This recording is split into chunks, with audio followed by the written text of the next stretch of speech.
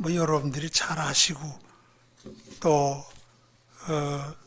숙제하시는 말씀이지만 오늘 시편에 있는 말씀을 통해서 주실 은혜를 기다려 보겠습니다. 다윗은 자신과 하나님과의 관계를 양과 목자라 그랬습니다. 그런데 다윗이 하나님은 나의 목자라, 그리고 이 시편 23편을 쓰게 된 동기가 그는 양처럼 무지하고 약하고 또 혼자 생존할 수가 없습니다. 그리고 이사야 성경에 보면 우리는 양 같아 각기 제 길로 갔다. 그 양들은 좋은 점도 있지만 자꾸 제 길로 가는 그런 습관도 있는 것 같아요. 그럼에도 불구하고 그런 다윗을 기름 부어 이스라엘의 두 번째 왕을 삼으시고 부요함과 강대함으로 태평천하를 이루고 40년간 통일왕국을 이루게 했습니다. 생각해 보니까 난 양 같은데 하나님이 사랑과 은총을 베푸셨으므로 내게 이렇게 큰 은혜를 누리게 되었습니다. 그리고 하나님을 높이고 하나님을 찬양하고 하나님께 감사한 게 시편 23편입니다.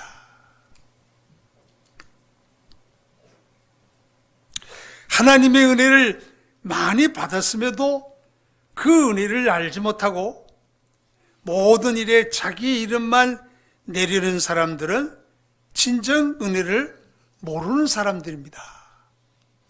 그뿐만 아니라 하나님의 은혜를 알고 감사하면 하나님과 더 가까워져요.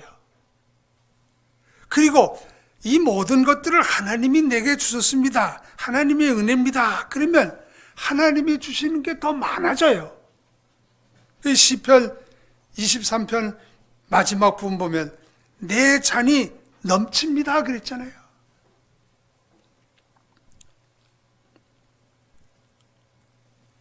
그런데 성경에 보면 사람들이 좀 낫고 좀 이렇게 좀 잘되고 좀 돈도 많이 벌고 그러면 자꾸 자기 이름만 내려고 그런단 말이에요. 우리의 이름을 내자. 그래서 우리가 잘 아는 대로 홍수 이후에 사람들이 바벨탑 쌓잖아요. 그리고 하는 말이 우리의 이름을 내자. 우리 이름 내자. 그 결과 하나님은 그 탑을 허시고 흩으셨습니다. 하나님은 우리의 이름을 내는 것을 기뻐하지 않습니다. 좋은 일이 있으면 뭐 다 하나님의 은혜지요 하는 진정한 겸손한 사람들은 감동을 줍니다. 감동을 줘요. 지금은 제가 몸이 좀 불편해. 한 2달 동안, 2달 전부터 몸이 불편해가지고 그렇게 좋아하는 테니스도 못 치고 가져 뽐내고 크리스마스 이브에 와서 색스폰 불었던 색스폰도 지금은 못 봅니다. 저 색스폰 가르쳐주던 선생님이 목사님 교회 하나 소개해 주세요. 자기도 교회 옛날에 다녔었대요. 그래서 수원에 있는 제 친구에게 여보 교회 하나 소개해 주. 그 색스폰 선생이 교회를 다니겠대. 그래서 교회 하나 소개해가지고 가르쳐 주었습니다. 그리고 제가 교류를 못하니까 그리고 올해 후에 전화를 했습니다. 요즘에 교회를 다닙니까? 그랬더니 교회를 못 나가고 있어요. 아니 왜 못 나가? 그랬더니 하는 말이 그 교회 알고 보니까 전에 나한테 배우던 집사님이 계신데 그 사람 껄끄러운 사람이에요.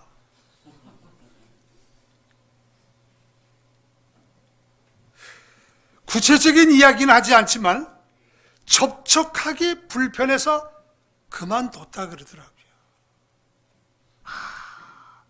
이거구나. 우리 전도 많이 해야 돼요. 그런데 말하지 않아도 감동을 주는 사람이 있다고요. 말 안 해도 가까워지기 좋아하는 사람이 있다고요. 말 안 해도 풍기는 사람이 있다고요. 감사 잘하고, 그리고 정말 겸손하고, 이런 사람들에게는 감동 주잖아요.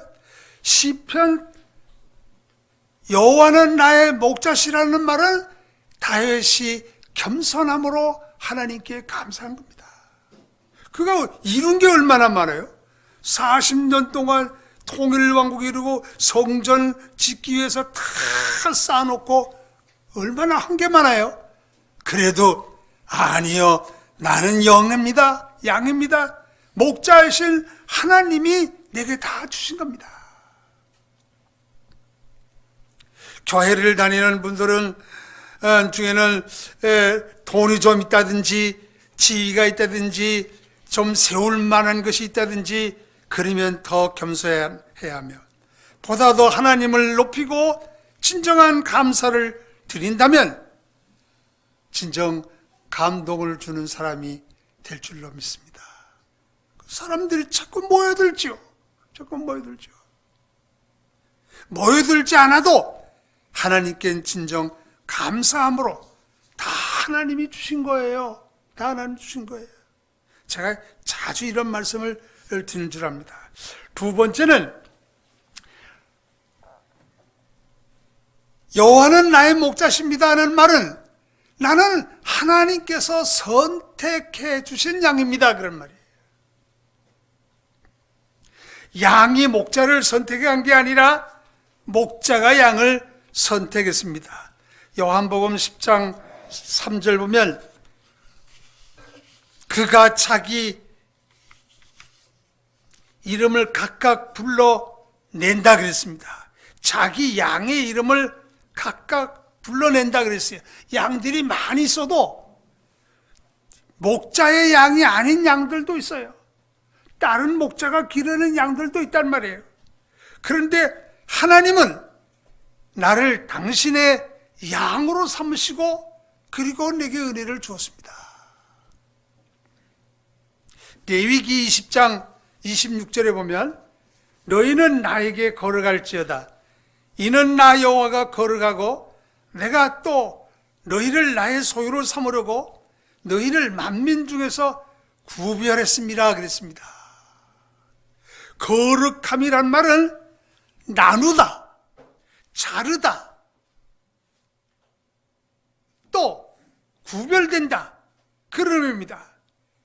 그래서 성경에 보면 하나님께서는 물건을, 때로는 장소를, 때로는 사람들을 구별하셨음을 볼 수 있습니다.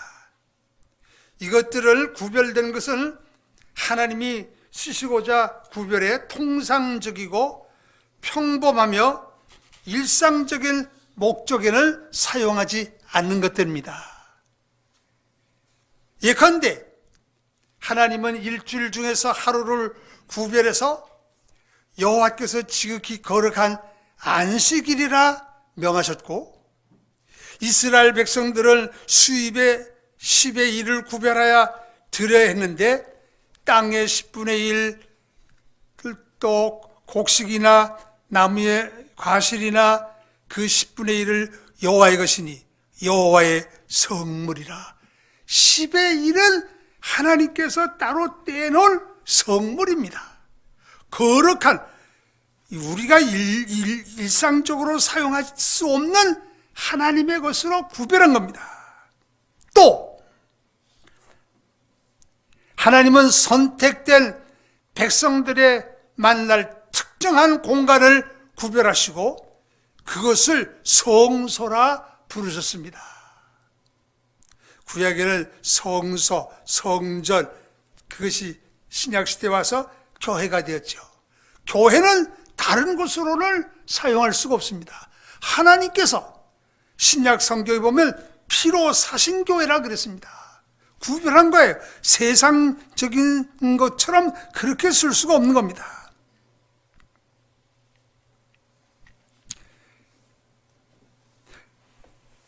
그러므로 하나님이 걸어갈 목적을 위해서 세상에 불러내 구별된 신자들의 모임이 곧 교회입니다.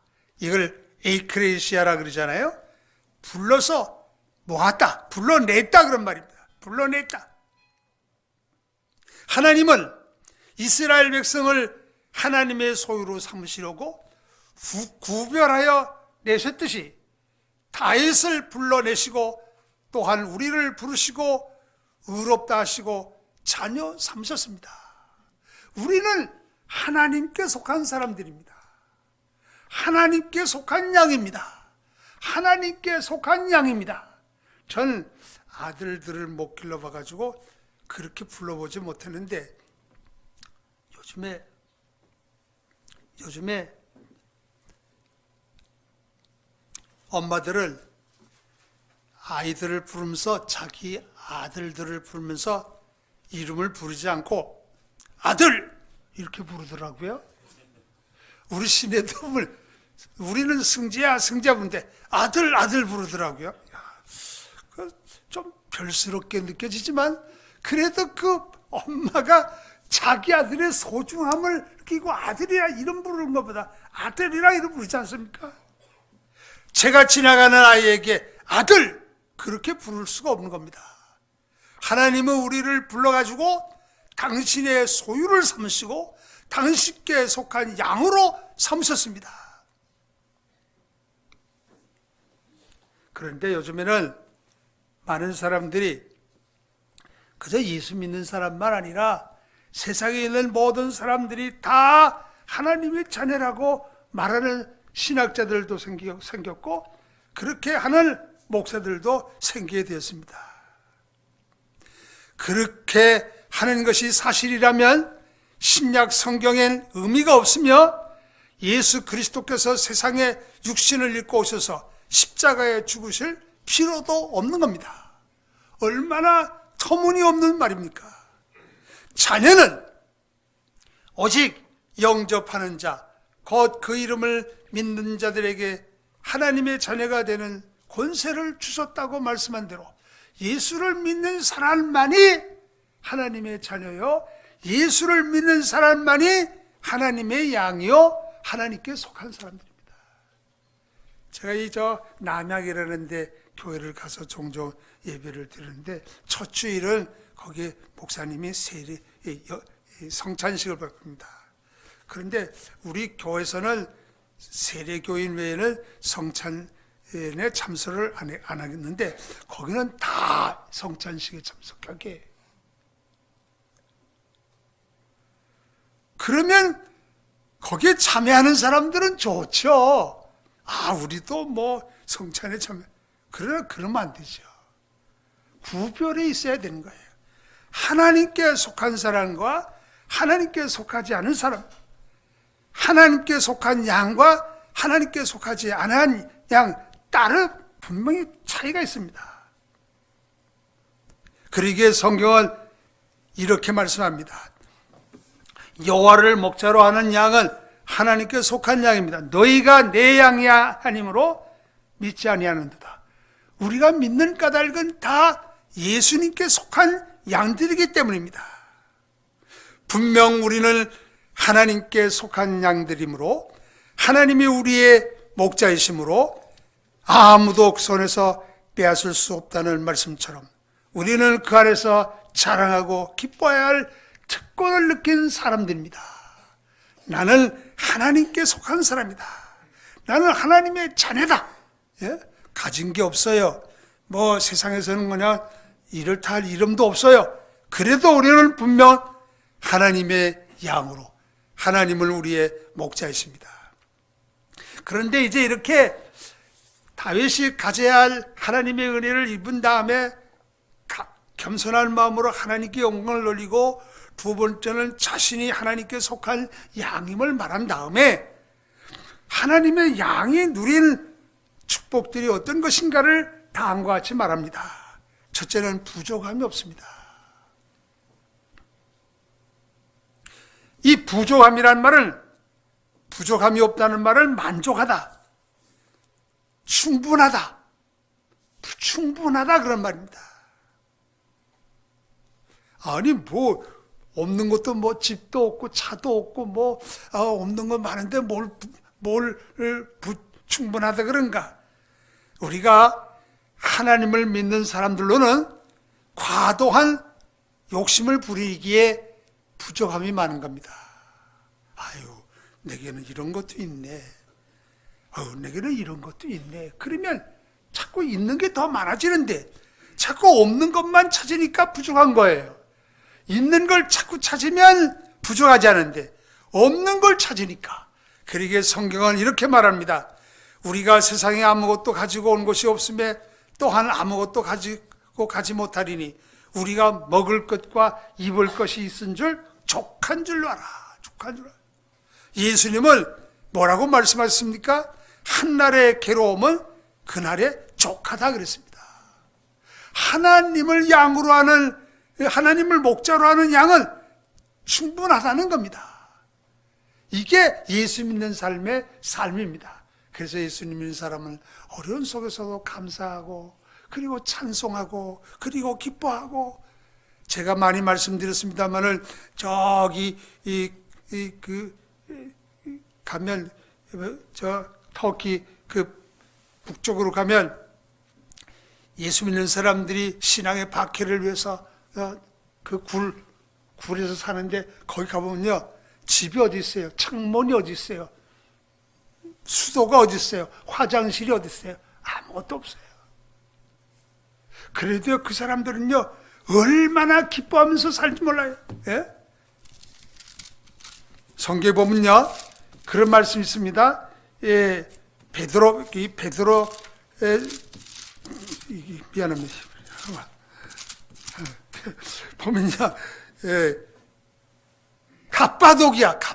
제가 가본 데가 갑바도기야인데, 그 사람들은요, 어떻게 살았냐면요, 어떻게 족한 삶을 살았냐면,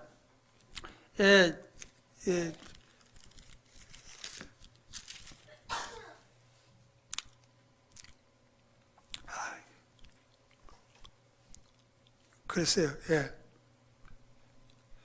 그러므로 너희가 여러 가지 이 시험으로 말미암아 잠깐 근심하게 되지 않을 수 없으나 도리어 크게 기뻐하도다. 예? 예수를 보지 못하였으나 살아나는도다. 이제도 보지 못하나 믿고 말할 수 없는 영광스러운 즐거움으로 기뻐하니 믿음의 결국 곧 영원 구원을 받으리라. 하나님의 은혜로 저도 족한 삶을 삽니다만은 지금 사는 우리의 삶이 얼마나 여유로운 삶입니까? 물론 우리 직업 때문에도 걱정스러운 것도 있고 별의별 걱정스러운 많이 있지만 그래도 하나님을 목자로 하면 족한 삶을 산다는 겁니다. 이게 신기한 거예요. 이게 신기한 거예요. 두 번째는 하나님의 은혜와 사랑을 체험할 수 있습니다. 푸른 초장과 실만한 물가로 인도한다 그랬는데 이는 하나님의 말씀과 성령의 인도하심으로 안식함을 고백한 것입니다. 그는 하나님의 말씀을 달게 여겼고 성령의 안위와 감동으로 체험적인 삶을 살았습니다. 자신의 삶에 하나님의 현존하심을 발견함으로 어디에서나 하나님과 동행함으로 하나님의 나라를 누리며 살았습니다. 주일날 하루만 교회 와서 찬송하고 사는 게 아니라 어디에서나. 제가 최근에 나이 들미 고맙다, 나이 들어간 게 고맙다 하는 책을 사봤습니다. 저도 이 나이가 이제 벌써 70, 우리 나이로 76인데 그런 많잖아요. 그래서 이제 불편한 데가 좀 더 자꾸 생기는데 이 책은 누가 썼냐면 연세대학교 명예교수인 김동길 박사가 썼습니다. 그런데 그 책에 이런 내용이 있어요. 우리는 평양에서 살았는데 얼마나 가난했던지 평양에서 10년 사는 동안 14번 이사를 했대. 10년 동안. 어머니는 싹바늘질을 하면서 어려운 가운데서도 웃음을 잃지 않고 굳굳하게 사셨으며 항상 웃음을 잃지 않고 새벽이면 자녀들을 위해 기도하시며 내 영혼이 은총 입어 중한제쯤 벗고 보니 슬픔 많은 이 세상도 천국으로 화도다.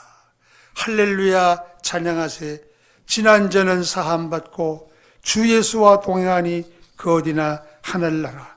이 찬송을 어려운 가운데서도 이렇게 부르시면서 사시던 그 어머님을 평생 잊을 수 없는 거예요. 그 어머님의 감동이, 그분 누님이 누군지 아세요? 김옥길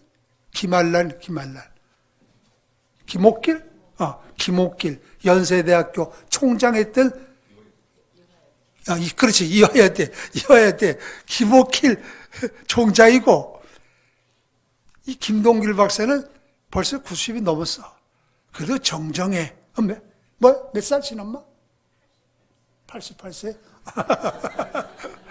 그래 정정해. 텔레비에 나와. 그 어머니의 감동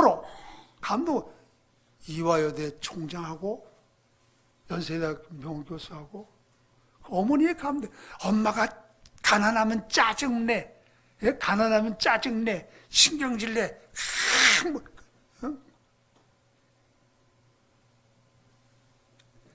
바로 하나님과 체험하면서 사는 거예요. 천국을 체험하면서 사는 거예요. 먹을 게 있어야죠. 먹을 게 없는 가운데서도 여호와를 목자로 사는 사람, 이런 삶 산다는 겁니다. 우리의 영혼을 소생시키십니다.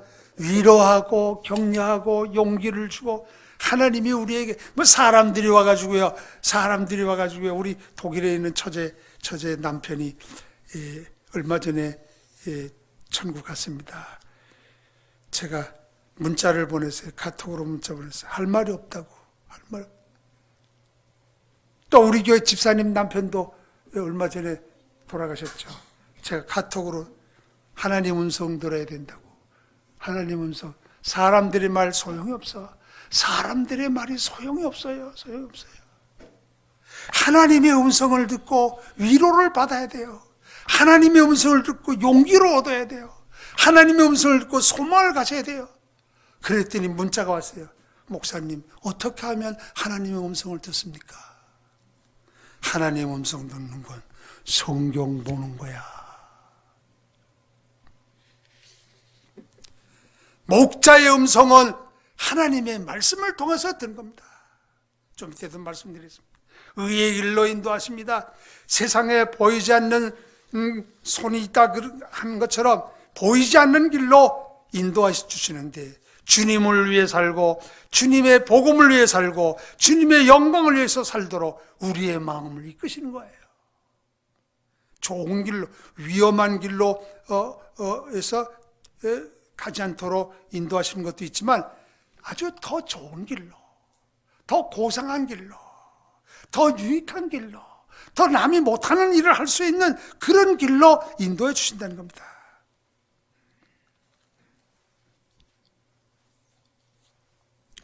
주일에 교회 예배를 드리면서 이 모든 것을 제가 큰 교회 가서 예배를 드리는데, 이거 어떤 사람들이 어떻게 해서 이 큰 교회를 짓고 이렇게 했나 생각해요. 교인들이 헌금하고 선교하고 구제하고, 나는 못하지만 많은 은혜를 입은 사람들이 정성껏 드리는 그 헌금으로 상상할 수 없는 일들을 이루는 것을 보면서 하나님이 인도하시니, 그에 참여하는 그런 사람들이 얼마나 행복하겠나. 그게 인도하는 거예요. 의의 길로 인도하는 거예요. 다른 사람 못하는 길로 인도하는 거예요. 나는 못하는데 하나님께서 작은 교회지만 우리 교회 성도들도 마찬가지로 어려운 가운데서도 교회를 섬기고 봉사하는 것이 신기하게 인도하시는 하나님의 손길이 아니겠습니까? 그리고 보호해 주어요. 사망의 엄침한 골짜기로 다닐지라도 해를 두려워하지 않으면 주께서 나와 함께 하십니다. 주의 지팡이와 막대기가 나를 안위하시나이다. 다윗에게는 많은 대적들이 있었습니다.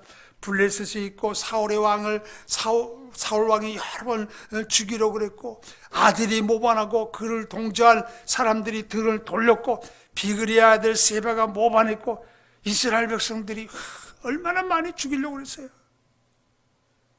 인생의 길에는 어려움이 있게 마련입니다. 그러나 여호와는 나의 목자이심으로 보호해 주십니다. 내 하나님, 내 아버지 날 지켜주시니 세상의 모든 걱정이 내게는 없어요. 제가 이 주일학교 때 부르던 노래입니다. 이젠 목청도 별로 안 좋지만, 내 하나님 내 아버지 날 지켜주시니 세상의 모든 걱정이 내게는 없어요. 나를 돕는 분들이 많지만 진정 나의 삶을 도우신 분은 하나님이고, 여러분들을 진정 도우신 분은 하나님이신 줄로 믿습니다. 그분이 지금까지 도하세요. 바울은 고린도전서 1장에 보면 내가 사망 선고를 받은 줄 알았다. 그런데 고린도후서 1장 9절에 보면 이같이 큰 사망에서 건지셨고 또 건지시리라. 또한 이후에라도 건지시기를 그를 의지하여 바라노라. 제가 이번에 두 가지 어려운 일을 겪었는데요. 하나는 꼭 두 달 전에 밤에 혈압을 재보니까 혈압이 갑자기 올라가지고 우리 딸아이를 불렀습니다. 그랬더니 딸아이가 자기 차로 응급실에 데려갔어요.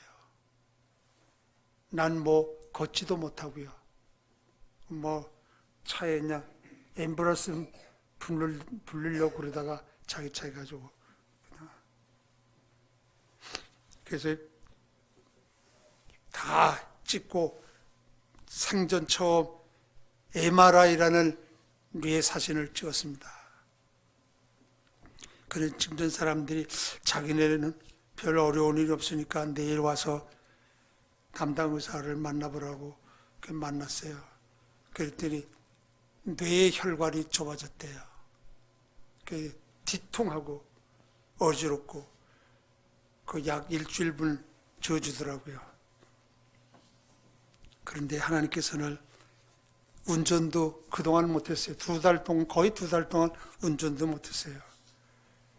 지난번에 아주 거의 두 달 못한 거죠. 그리고 걷지도 못하고 지팡이 짚고 다니고 그러는데 하나님께서 이렇게 또 걸을 수 있고, 어제는 처음으로 우리 뒷동산을 한 번 올라왔다 내려왔습니다. 오늘 건강교회 간다니까 몸 아주 조심하고 제가 제 몸을 조심합니다. 기분이 어떤가. 하나님께서 지금까지 도왔고 앞으로 도울 줄로 믿습니다. 또 한 번 어려운 일은 자동차에 부딪혀가지고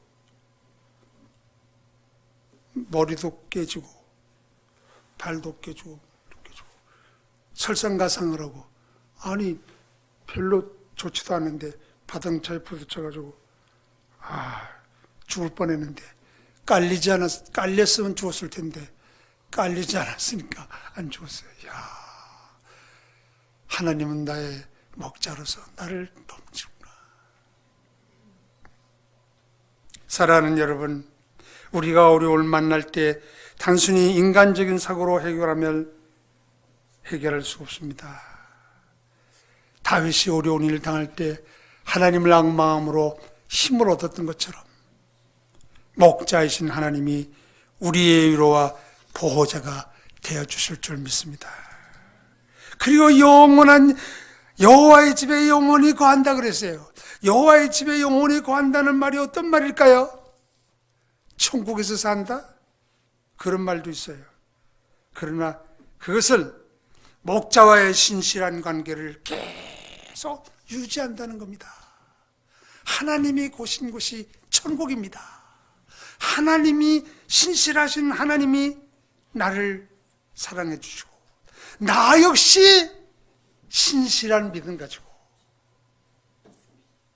그냥 팩팩거리지 않고 신실한 믿음 가지고 그리고 그와 함께 복되게 산다는 그런 시편입니다.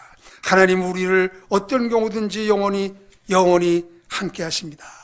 나 또한 이 장막 떠날 때까지 또 이 장막을 떠나서도 이 좋으신 하나님과 함께 길이길이 살 겁니다. 그런 찬양이에요. 이제 나는 마지막으로 말씀 맺겠습니다. 이런 좋은 목자의 양으로 복됨을 말씀드렸습니다만 그러면 양은 어떻게 해야 되나? 양은 하나는 말 잘 들어야 돼요. 음성 잘 들어야 됩니다. 목자의 음성 잘 들어야 돼요. 아까도 말씀드렸습니다만 사람 말 소용없어요. 목사님 어떻게 하나님 음성 듭니까? 하나님 음성은 성경을 통해서만 하나님 음성을 듣는 겁니다. 영국에 나은 올터 스콧이라는 사람이 있는데 이분이 책도 많이 쓰고 제가 이 백과사전에 찾아보니까 이분해야 될 기록이 아주 많아요. 이분이 훌륭한 사람이라서 그 영국이 이태리에 가서 쉬시라고 나이 많아가지고 쉬시라고 불편할 때 쉬시라고 그러는데 거기에서 이태리에서 위독하다 그러니까 쾌속종 배를 보내가지고 영국으로 모셔가지고 영국에서 이제 임종하게 했다 그러는데 이분이 이제 병 들어가지고 죽을 임박에 그 일하던 하인을 불러가지고 여보 그 책 한 권 가져오라. 책 한 권. 그 많은 책 중에 주인님 어떤 책을 가져올까요?